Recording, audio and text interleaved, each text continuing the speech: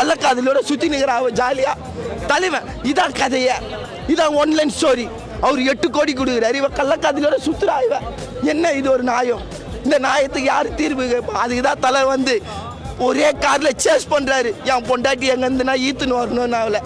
அதுக்கு தான் அவர் ஓடுறாரு ஒரே கார்ல. ஆனா இப்போ நானும் போறேன் என் வீட்டுக்கு. என் பொண்டாட்டி செங்கல்பட்டுல இருக்கிறா, அவளை இக்னோர்லான்னு ஒன்றும் இல்லை, அவருக்கு உடம்பு சரியில்லை, அதனால தான் அவரை இக்னோர்லான்னு நான் போறேன். ஒவ்வொரு பொண்டாட்டி எந்த அளவுக்கு பாசமா இருக்கணும் இந்த படத்துல சொல்றாங்க.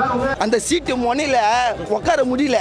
ஏன் தெரியுமா? அந்த சீட்டு முனை அழுக்கா இருந்தது, அதனால தான் முனையில உட்கார முடியல. அந்த அளவுக்கு சுவாரஸ்யமா இருந்த படம். அப்படியே ஒருத்தரும் ஏஞ்சி நிற்கிறாங்க. ஏன்னா இன்டர்வியூ இருந்துச்சு, அதனால வெளியே போகிறதுக்கு. ஏன்னா படம் ஒவ்வொரு சீனும் செதுக்குறாங்க. அனிருத் இருக்காரு பாரு தலை, அனிருத் சகரீகா சகரீகா அப்படின்னு மியூசிக்கை போட்டு ஆட விட்டாரு ஃபஸ்ட்டு எல்லாரையும்.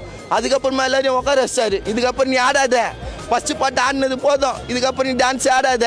பேக்ரவுண்டில் வாசிக்கிறாரு கீபோர்டில் வாசி ஈத்துன்னு போகிறாரு. காரில் அவரு போகிறாரு, இவரு போகிறாரு. எங்கே தான் போகிறாங்கன்னு கட்சியில் யாருக்கும் தெரியல, எங்கெங்கேயோ போகிறாங்க. ஆனால் படத்தை லாஸ்ட்டு ஃப்ளைட் சீனை வச்சு போட்டாங்க பாருத்தில். அந்த கிளைமேக்ஸு பாட்டு, அந்த பாட்டு எனக்கு தெரியல, ஒரு சொட்டு கண்ணீரே ஏதோ வரும் பாருங்க. இந்த பாட்டில் ஃபைட் சீன் ஒன்று வச்சாங்க பாரு, மிரட்டிட்டாங்க. ஒவ்வொரு ஃபைட்டும் கலகிட்டாங்க. வேற மாரி தெரியல, சொல்கிறதுக்கு வார்த்தையா இல்லை. நீங்களும் உங்கள் பொண்டாட்டியை பாசமாக நேசிங்கடா பாவீங்களா, இது போல் உங்கள் பொண்டாட்டியை விட்டுறாதீங்கடா. அதுதானே இந்த படத்தில் அவரு சொல்கிறாரு. ரொம்ப கஷ்டப்படுத்துறாதீங்கடா பாவீங்களா. நன்றி, வணக்கம்.